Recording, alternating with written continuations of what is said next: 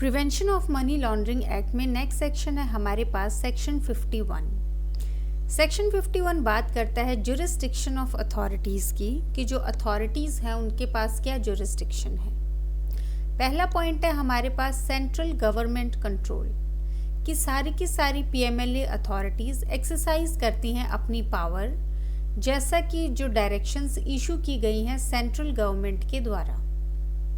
फिर आ गया सेकंड पॉइंट हमारे पास सोर्स ऑफ पावर्स कि जो पावर्स हैं और जो फंक्शंस हैं वो एक्सरसाइज किए जाते हैं एक्ट के अंदर और जो रूल फ्रेम किए गए हैं उसके अंडर।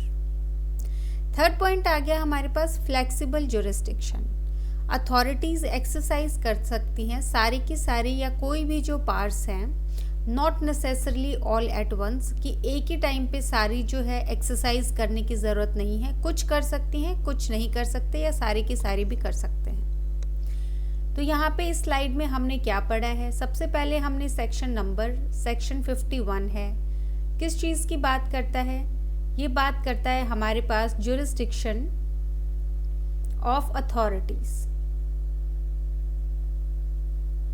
पहला जो पॉइंट आता है इसमें हमारे पास कि जो सेंट्रल गवर्नमेंट है हमारे पास उसका जो है कंट्रोल या सुपरविजन जो है रहता है अथॉरिटीज़ पे। दूसरा आ गया इसमें हमारे पास सोर्स क्या है पावर की, जो सोर्स है हमारे पास वो जो एक्ट में दिया गया है प्लस जो रूल्स फ्रेम किए गए हैं उसके अंडर वहाँ से जो है उनको पावर मिलती है। थर्ड आ गया हमारे पास फ्लेक्सिबल जुरिस्डिक्शन। फ्लेक्सिबल जुरिस्डिक्शन का क्या मतलब है कि वो सारे के सारी या फिर कोई भी पावर्स जो उस पे जो है उसको दी गई है वो एक्सरसाइज कर सकते हैं। तो यहाँ पे 3 पॉइंट है। फर्स्ट वाला पॉइंट जो है सेंट्रल गवर्नमेंट वाला आपको ध्यान में रखना है कि सेंट्रल गवर्नमेंट की जो है अथॉरिटीज़ के ऊपर ओवरऑल पावर है। फोर्थ पॉइंट आ गया हमारे पास क्राइटेरिया फॉर जुरिस्डिक्शन एलोकेशन। जब इशू की जाती हैं डायरेक्शन सेंट्रल गवर्नमेंट जो है वो कंसिडर कर सकती है। पहला आ गया territorial area region wise jurisdiction. दूसरा आ गया classes of persons that is individual companies entities. Third आ गया हमारे पास क्लासेस ऑफ केसेस नेचर या जो टाइप है ऑफेंस का। फोर्थ आ गया कोई और क्राइटेरिया जो स्पेसिफाई किया गया है सेंट्रल गवर्नमेंट के द्वारा। फिफ्थ पॉइंट बात करता है एडमिनिस्ट्रेटिव नेचर की कि जो जुरिस्डिक्शन है सेक्शन 51 के अंदर वो एडमिनिस्ट्रेटिवली असाइंड है, वो इनहेरेंट नहीं है।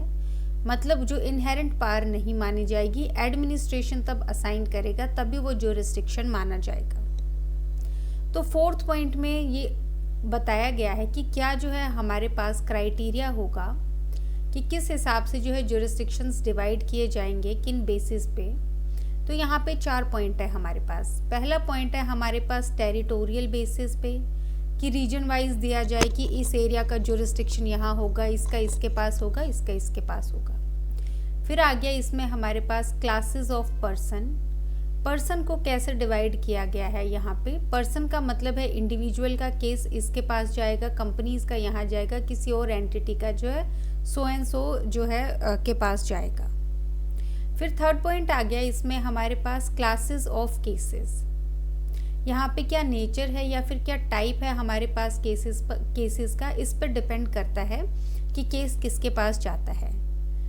लास्ट आ गया हमारे पास एनी अदर क्राइटेरिया, कोई दूसरा क्राइटेरिया जो सेंट्रल गवर्नमेंट डिफाइन करती है उसके हिसाब से भी जो है जो केसेस हैं वो फर्दर जो है कोर्ट्स को दिए जाते हैं।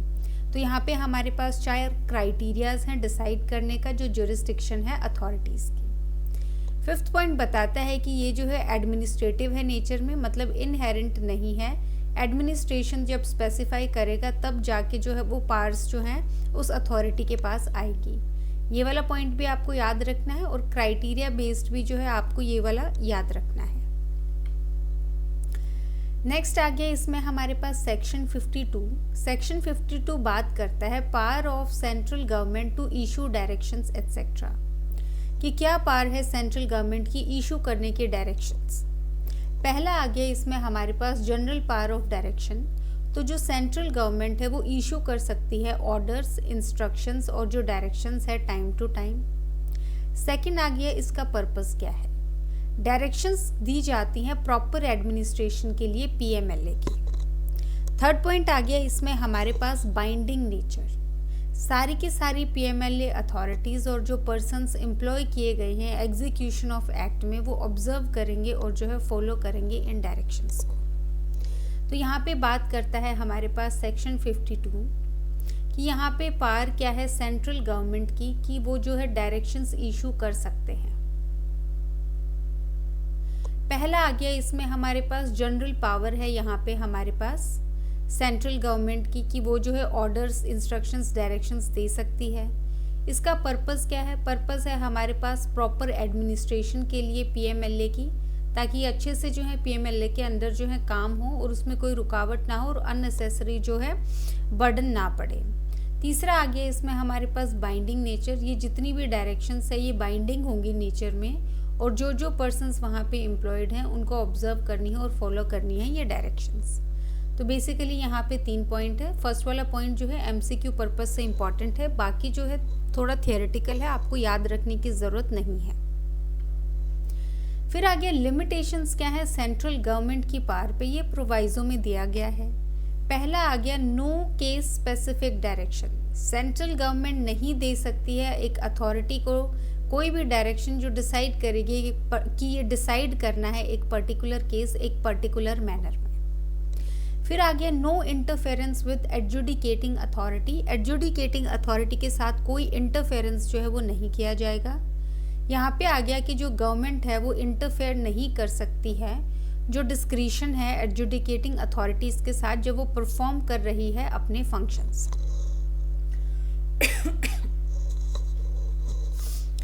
तो नेक्स्ट पॉइंट आ गया इसमें हमारे पास कि लिमिटेशन क्या होंगी सेंट्रल गवर्नमेंट की पावर पे कि कब जो है वो डायरेक्शंस नहीं दे सकते हैं। 2 केस में नहीं दे सकते हैं। एक तो किसी केस से रिलेटेड कोई डायरेक्शन नहीं दी जाएगी कि ये जो पर्टिकुलर केस है पर्टिकुलर मैनर में डिसाइड किया जाए।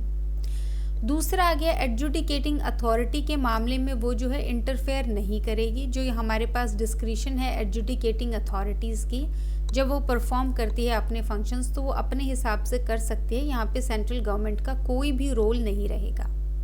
तो आपको जो है ये 2 पॉइंट याद रखने हैं कि केस स्पेसिफिक नहीं जाएगा और एडजुडिकेटिंग अथॉरिटीज़ के मामले में वो जो है सेंट्रल गवर्नमेंट इंटरफेयर नहीं कर सकती है। नेक्स्ट आ गया इसमें हमारे पास section 53 that is empowerment of certain officers की एम्पावरमेंट होती है सर्टेन ऑफिसर्स की। कहाँ? पहला आ गया हमारे पास पावर ऑफ सेंट्रल गवर्नमेंट, तो सेंट्रल गवर्नमेंट एम्पावर कर सकती है ऑफिसर्स को कि वो एक्ट करें एज अथॉरिटीज अंडर पीएमएलए। दूसरा आ गया मोड ऑफ एम्पावरमेंट, एम्पावरमेंट की जा सकती है थ्रू जनरल ऑर्डर या फिर एक स्पेशल ऑर्डर के थ्रू। तीसरा आ गया minimum rank requirement, normally officer जो है वो not below the rank of director होगा, तो जो मिनिमम रैंक होगा यहाँ पे ऑफिसर का वो होगा not below the rank of director. Fourth आ गया इसमें हमारे पास एलिजिबल ऑफिसर्स, ऑफिसर बिलोंग कर सकते हैं सेंट्रल गवर्नमेंट को या फिर जो है स्टेट गवर्नमेंट को। यहाँ पे आ गया हमारे पास सेक्शन 53, सेक्शन 53 बात करता है एम्पावरमेंट ऑफ ऑफिसर्स की कि कौन जो है ऑफिसर को एम्पावर कर सकता है। कौन सी अथॉरिटी कर सकती है? यहाँ पे सेंट्रल गवर्नमेंट कर सकती है। कैसे कर सकती है? जनरल ऑर्डर से या फिर कोई स्पेशल ऑर्डर पास करके कर सकती है। मिनिमम रैंक क्या होगा? डायरेक्टर से नीचे जो है रैंक उसको एम्पावर नहीं कर सकती। फोर्थ आ गया एलिजिबल ऑफिसर्स कौन से होंगे? ऑफिसर जो हैं वो बिलोंग कर सकते हैं सेंट्रल गवर्नमेंट को या फिर आ गया स्टेट गवर्नमेंट को। तो ये आपके पास 4 पॉइंट्स हैं जो आपको याद रखने हैं। एमसीक्यू पर्पस से ये वाला जो आपके पास सेक्शन है ये इम्पॉर्टेंट है क्योंकि काफ़ी फैक्ट बेस्ड है यहाँ पे, तो आप जो है ध्यान में रखेंगे। फिर आ गया एक्सेप्शन हमारे पास प्रोवाइजो में, कोई भी officer below the rank of director उसको भी एम्पावर किया जा सकता है ओनली इफ अगर ऑफिसर्स जो हैं रैंक ऑफ डायरेक्टर के या अबव के वो अवेलेबल नहीं हैं या फिर ये जो नॉन अवेलेबिलिटी है ये किसी पर्टिकुलर एरिया में है। तो यहाँ पे आ गया हमारे पास एक्सेप्शन। एक्सेप्शन में बताया गया है कि जो एम्पावरमेंट होगा,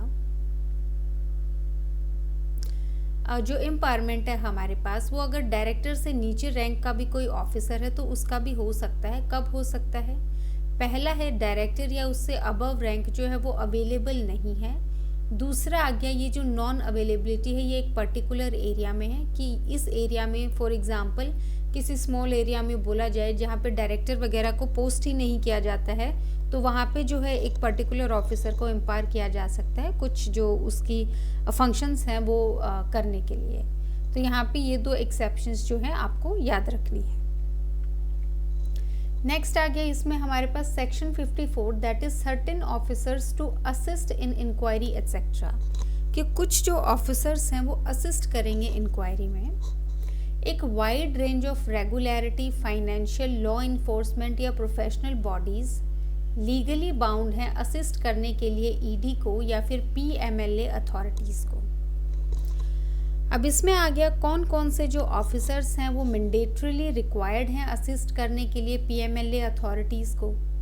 पहला आ गया हमारे पास रेवेन्यू एंड टैक्स ऑफिसर्स, इसमें आ जाते हैं हमारे पास customs and central excise officers और income tax authorities under section 117 of IT act. ये जितनी भी अथॉरिटीज़ हैं इनको इसमें, जैसे कि इस सेक्शन में कुछ आपको समझाने वाला नहीं है कौन से ऑफिसर्स जो हैं असिस्ट करेंगे पीएमएलए अथॉरिटीज़ को, ये जो है आपका याद रखने वाला सेक्शन है। तो ये आप जो है पॉइंट वाइज याद रखेंगे। सबसे पहले है revenue tax authorities, custom and excise officers, income tax authorities इस सेक्शन के अंडर डिफाइंड है। सेकंड है हमारे पास नारकोटिक्स एंड फॉरेन एक्सचेंज, इसमें आ गया हमारे पास NDPS act officers under section 5 और FEMA FEMA enforcement officers under section 36। Third आ गया इसमें हमारे पास financial regulators that is Reserve Bank of India के officers, SEBI officers, IRDAI officers, pension fund regulatory और development officers that is PFRDA officers. Fourth आ गया इसमें हमारे पास मार्केट एंड ट्रेडिंग अथॉरिटीज़, इसमें आ गया रिकग्नाइज्ड स्टॉक एक्सचेंजेस और उनके ऑफिसर्स। सेकंड आ गया forward markets commission FMC officers. तीसरा आ गया recognised commodity associations that is FCRA 1952 में। फिर आ गया लॉ इन्फोर्समेंट, तो पुलिस ऑफिसर्स जो हैं हमारे पास वो लॉ इन्फोर्समेंट के अंदर आते हैं, ये लोग भी जो है असिस्ट करेंगे हमारे पास PMLA जो अथॉरिटीज़ हैं उनको। फिर नेक्स्ट आ गया सिक्स्थ हमारे पास registration and records authorities that is department of post. फिर आ गया रजिस्ट्रार्स एंड सब रजिस्ट्रार्स, ये रजिस्ट्रेशन एक्ट 1908 के अंदर है। फिर आ गया motor vehicle registering authorities MV act 1988 के अंदर है। सेवन्थ आ गया इसमें हमारे पास प्रोफेशनल बॉडीज़। फर्स्ट आ गया ICAI चार्टर्ड अकाउंटेंट्स, दूसरा आ गया ICMAI cost and works accountants, third आ गया हमारे पास ICSI that is company secretaries. Eighth आ गया इसमें हमारे पास अदर बॉडीज़, इसमें आ गया ऑफिसर्स जो हैं किसी भी बॉडी कॉरपोरेट की जो कॉन्स्टिट्यूट करते हैं अंडर सेंट्रल या स्टेट एक्ट। नेक्स्ट आ गया कोई दूसरे ऑफिसर्स या रिपोर्टिंग एंटिटीज़ जो नोटिफाई किए गए हैं सेंट्रल गवर्नमेंट के द्वारा। तो यहाँ पे आपने जितनी भी 8 पॉइंट्स के अंदर जितने भी आपने ऑफिसर्स या फिर अथॉरिटीज़ देखी हैं ये आपको मेमोराइज़ करनी है और ज़्यादा जो है मेंटल बर्डन लेने की ज़रूरत नहीं है। लेकिन MCQ में इसको ऐसे पूछा जा सकता है कि कौन कौन से जो ऑफिसर्स हैं वो असिस्ट करेंगे PMLA अथॉरिटीज़ को, और आपको 4 ऑप्शंस दिए जा सकते हैं, चूज़ एनी ऑफ दीज, या ऐसे करके आपको जो है थोड़ा सा MCQ के लिए ये याद रखना पड़ेगा। थोड़ा आप ऊपर से देख लीजिए, अथॉरिटीज़ हैं उनकी और उनके ऑफिसर्स हैं, आपको जनरली पता होगा कि कौन से ऑफिसर्स किस कैटेगरी में आते हैं। थोड़ा सा ध्यान रखें ताकि आपका जो है वो MCQ बेस्ड क्वेश्चन जो है अटेम्प्ट हो सके। नेक्स्ट आ गया इसमें हमारे पास चैप्टर 9। चैप्टर 9 बात करता है हमारे पास reciprocal arrangements for assistance in certain matters and procedure for attachment and confiscation of properties. तो इसमें 2 चीज़ें बताई गई हैं, एक तो रेसिप्रोकल अरेंजमेंट असिस्टेंस के लिए कुछ मैटर्स में, और दूसरा आ गया प्रोसीजर जो है अटैचमेंट और कॉन्फिस्केशन जो है प्रॉपर्टी का उसके लिए।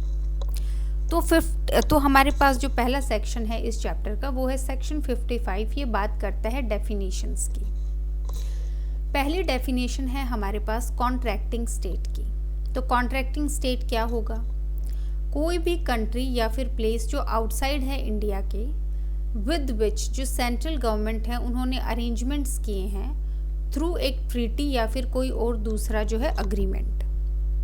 सेकेंड आ गया इसमें हमारे पास आइडेंटिफाइंग। ये इंक्लूड करता है इस्टेब्लिश करना प्रूफ कि एक प्रॉपर्टी जो है वो डिराइव की गई थी उससे या फिर यूज़ की गई थी कमीशन में एक ऑफेंस के अंडर सेक्शन 3 जो है मनी लॉन्ड्रिंग का।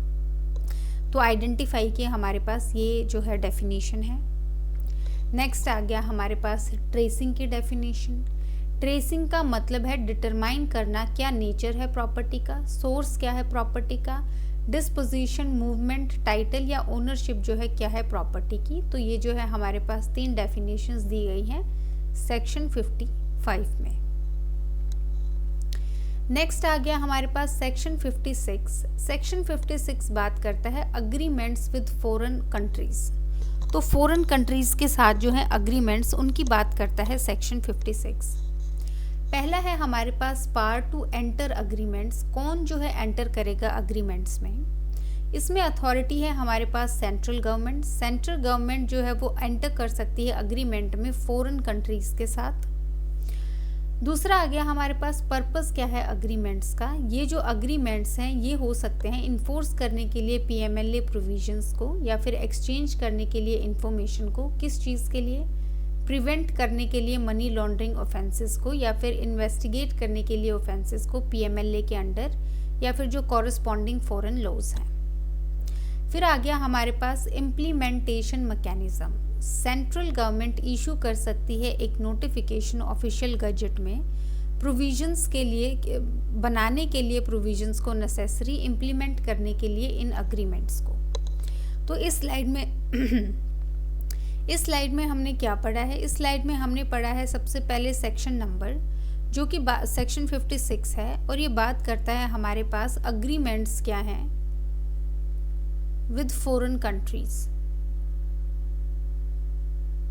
कि कौन अग्रीमेंट्स क्या होंगे फॉरेन कंट्रीज के साथ। तो सबसे पहले बात की जाती है कि कौन जो है एंटर करेगा। सबसे पहले है हमारे पास सेंट्रल गवर्नमेंट जो है वो एंटर करेगी अग्रीमेंट में। दूसरा आ गया इनका जो है प्रोविज़न क्या है, इनका है इन्फोर्स करना जो पीएमएलए प्रोसीडिंग्स हैं या फिर एक्सचेंज करना जो इंफॉर्मेशंस हैं, प्रिवेंट करने के लिए मनी लॉन्ड्रिंग के जो ऑफेंसेस हैं या फिर इन्वेस्टिगेट करने के लिए जो मनी लॉन्ड्रिंग के जो ऑफेंसेस हैं या फिर कोई कॉरस्पॉन्डिंग फॉरेन ऑफेंसेस हैं। तो बेसिकली इन्फोर्स करना या फिर एक्सचेंज करना इंफॉर्मेशन इन ऑफेंसेस से रिलेटेड। तीसरा है इम्प्लीमेंटेशन मैकेनिज्म हमारे पास कि यहाँ पे जो है सेंट्रल गवर्नमेंट नोटिफाई करेगी, एक नोटिफिकेशन देगी ऑफिशियल गजट में कि नेसेसरी है इम्प्लीमेंट करना इन अग्रीमेंट्स को। तो आपके पास 3 पॉइंट हैं। सेंट्रल गवर्नमेंट जो है वो एंटर करेगी फॉरेन कंट्रीज़ के साथ अग्रीमेंट में, इन्फोर्स करने के लिए पीएमएलए प्रोविजंस को या एक्सचेंज करने के लिए जो इन्फॉर्मेशन है, प्रिवेंट करना चाहिए मनी लॉन्ड्रिंग या इन्वेस्टिगेट करने के लिए मनी लॉन्ड्रिंग को सेंट्रल गवर्नमेंट नोटिफाई करेगी, नोटिफिकेशन देके ऑफिशियल गजट में कि ये जो प्रोविजंस हैं ये नेसेसरी हैं इम्प्लीमेंट करना। नेक्स्ट आ गया इसमें हमारे पास रेसिप्रोकल अरेंजमेंट्स। जहाँ पे रेसिप्रोकल अरेंजमेंट्स एग्जिस्ट करते हैं एक कॉन्ट्रैक्टिंग स्टेट के साथ, जो गवर्नमेंट है वो रेगुलेट कर सकती है एप्लीकेशन इस चैप्टर की।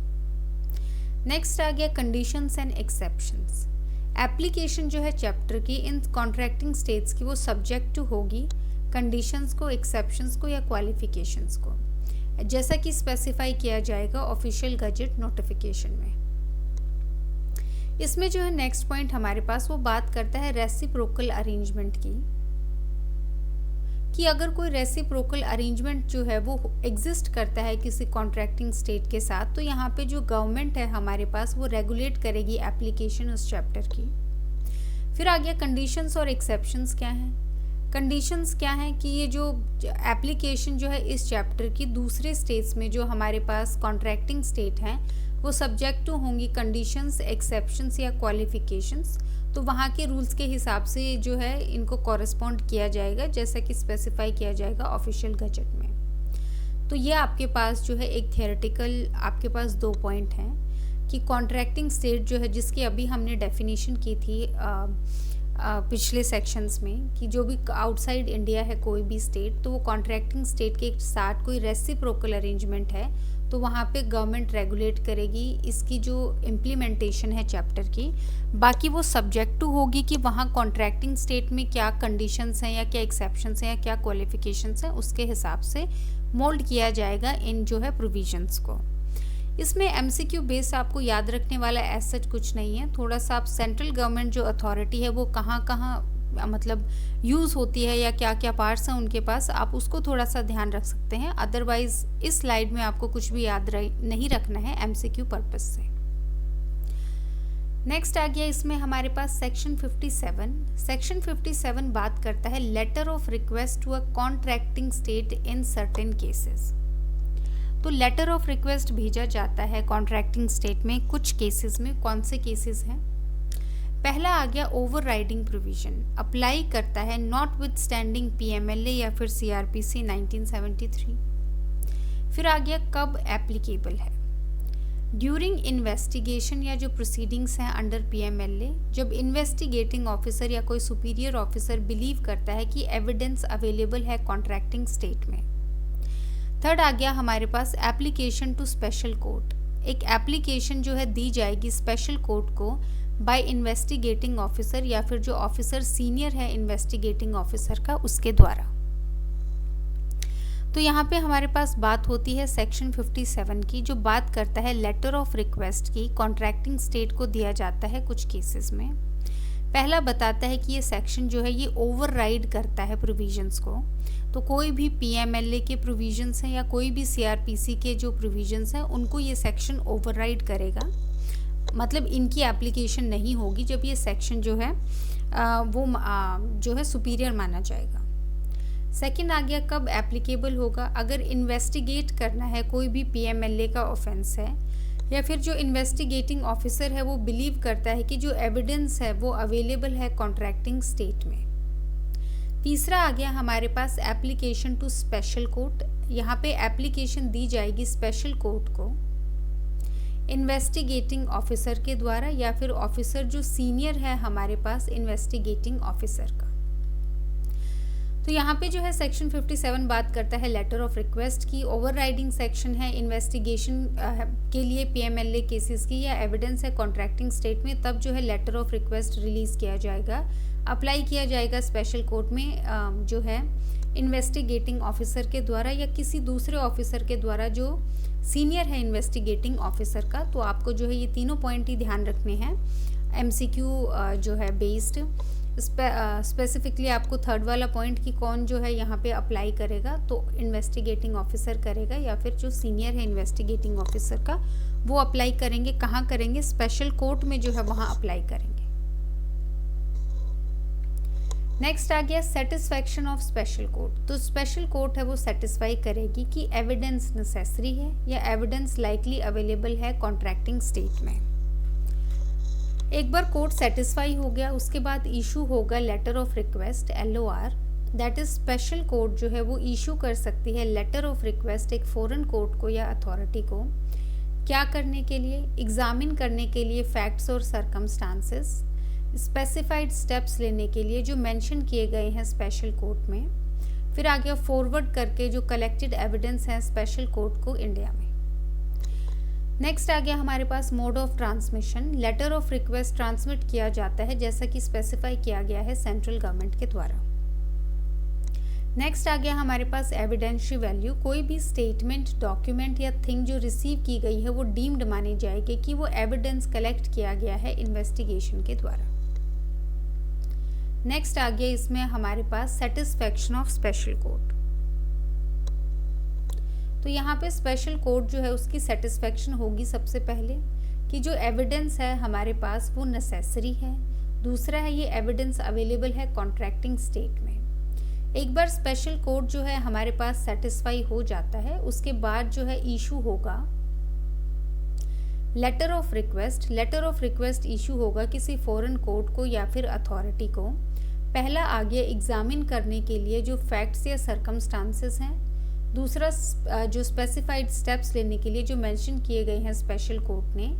तीसरा आ गया फॉरवर्ड करने के लिए जो कलेक्टेड एविडेंस हैं जो स्पेशल कोर्ट में जो है इंडिया में, कि जो एविडेंस कलेक्ट किए गए हैं उनको आगे भेजा जाए।